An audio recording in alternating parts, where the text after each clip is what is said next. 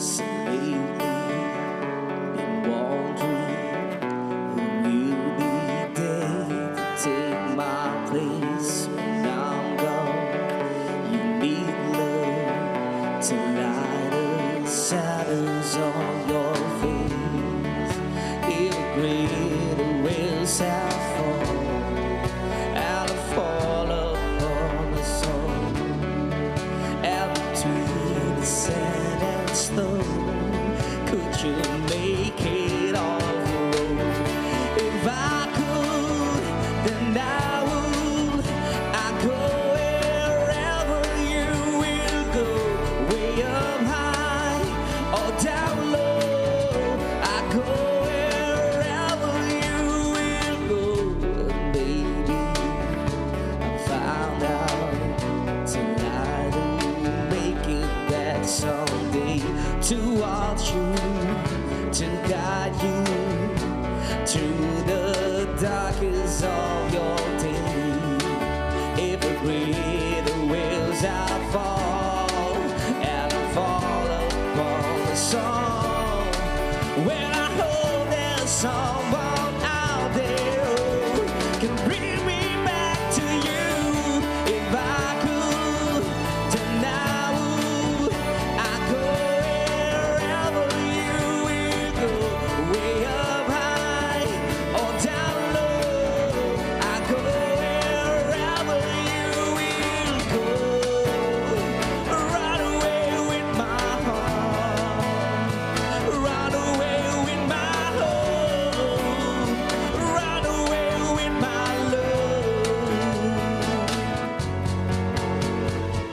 I know now just quite how my love and love might still go on.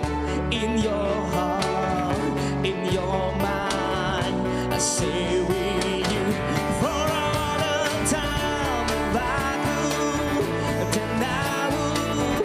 I'd go wherever you will go, way up high or down low. I'd go wherever you will go. Turn back time, I'd go wherever you will go. If I could make you mine, I'd go wherever you will go.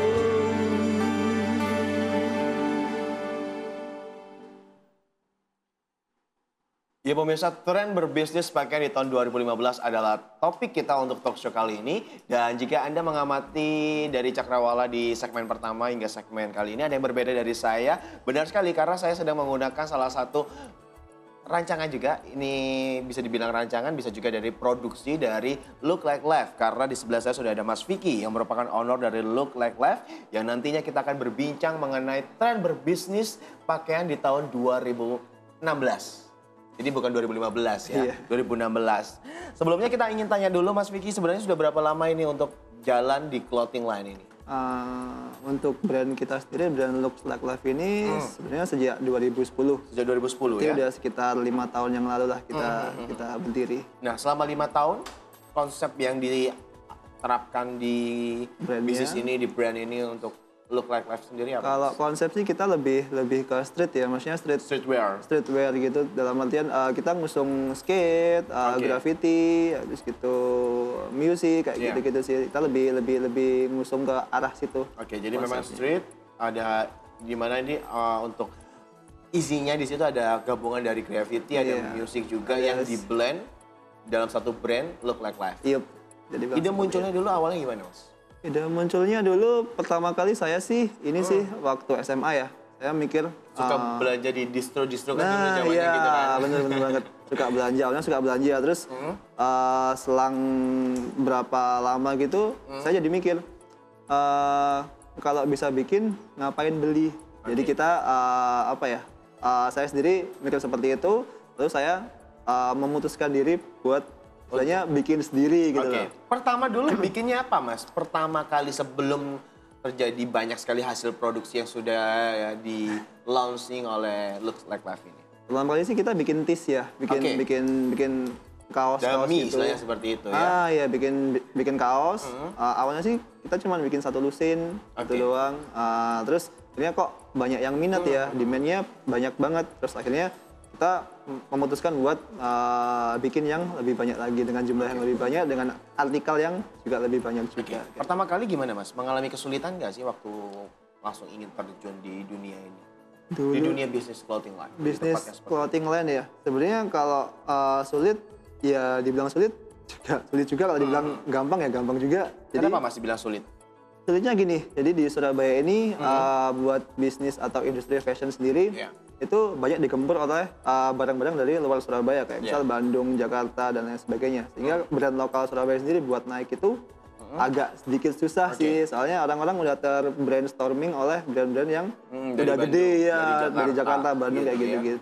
Itu untuk indie ini ya, untuk brand indie. Brand gitu indinya, ya. kayak gitu. Tapi kan ini di Surabaya sudah bermunculan karena ada salah satu mall juga yang memfasilitasi untuk brand lokal khusus dari Surabaya. Apakah ini juga kesempatan juga untuk brand lokal khusus dari Surabaya juga untuk ikut berkompetisi di sini, Mas?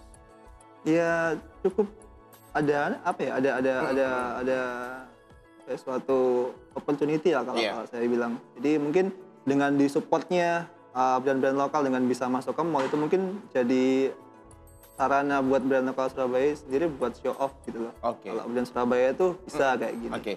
Selain kendala dari kompetitor yang tadi Mas Vicky sampaikan, yang dari Bandung, dari Jakarta, selama 5 tahun ini Mas, dari 2010 ke 2015, pengalaman-pengalaman yang bisa dikatakan jatuh bangun, karena sebuah bisnis pasti ada jatuh bangunnya. Iya. Jatuh bangun ya. Jatuh bangun sih iya. Balik lagi ke masalah yang awal tadi. Jadi mungkin buat Surabaya sendiri, buat industri fashion belum seberapa bisa diangkat ya. Iya. Belum seberapa bisa dianggap kayak gitu. Jadi buat awal-awal kita launching dulu di tahun 2010, kita nggak jual barang kita di Surabaya. Oke. Tapi kita jualnya di Jakarta, Bandung, Jogja, dan lain sebagainya. Baru nantinya akhirnya Baru menyebut ke Surabaya. kita masuk ke Surabaya dengan kita bikin store sendiri di Surabaya. Mas, yang ingin saya tanyakan kepada para owner yang bergerak di bidang clothing line, khususnya untuk lokal atau brand indie, adalah bagaimana kita memindset customer kita, memberikan mindset untuk customer kita, yang dimana itu kalau misalnya kita meng-underestimate barang-barang dari produk sendiri gitu loh Mas. Apa langkah dari Mas Vicky sendiri yang juga bergerak di bidang indie brand ini? Kalau saya sendiri sih lebih fokus ke diri saya sendiri ya, maksudnya lebih fokus ke brand Apakah saya dengan sendiri. cara mengendorse selebriti biar kan biasanya kan kebanyakan seperti Iya. itu ya. Apakah seperti itu? Karena kalau misalnya masyarakat, misalnya untuk anak-anak muda di Surabaya menggunakan produk dari Surabaya nih kelihatannya kurang gimana ya, makanya feel-nya itu kurang dapet gitu. Tapi kalau misalnya ada salah satu brand dari Bandung gitu yang sudah bahkan sempat roadshow ke beberapa daerah, waduh ini merek ini nih, merek ini. Nah itu bagaimana cara look like life sendiri untuk memberikan mindset kepada anak-anak Surabaya khususnya Mas? Ya tadi sih kita fokus buat memperbaiki brand kita dulu ya. Itu dengan cara apa? Misal seperti yang Mas bilang tadi, dengan kita endorsement itu secara nggak langsung dengan kita endorse itu brand image kita semakin naik kan. Maksudnya orang melihat brand kita dengan kita mengendorse artis, misal kita endorse siapa, Herjunot Ali gitu misal. Jadi brand kita ini diidentikan dengan artis itu. Benar. Jadi orang menganggap bahwa brand kita wah udah layak banget nih buat dipakai dan ada rasa bangga buat pakai brand kita. Oke. 2010 ke 2015 bentuk marketing apa saja, bentuk promosi apa saja yang pernah dilakukan oleh Look Like Life ini? Yang akhir ini kita lakukan ya, kan sekarang kan lagi apa ya istilahnya happeningnya event sama sebelumnya kan sosial media yang pasti ya. Kita sosial media aktif di Instagram, di website, di blog, di Facebook dan lain sebagainya. Buat event-event kita juga suka banget ikut kayak apa Basya Market, kayak apa On Marketku dan lain sebagainya. Gitu. Tapi dalam web store-nya sendiri juga sudah ada ya? Sudah ada. Gimana Mas kalau misalnya ingin lihat secara detail gitu selain di Instagram? LLL-sub.com. Oke. Itu untuk ininya ya? Web store-nya. Web store-nya kita. Tepatnya seperti itu. Dan bagi Anda juga yang ingin melihat secara detail bisa langsung aja untuk langsung aja untuk buka linknya di www.ll_soup.com untuk lihat koleksi dari Look Like Life.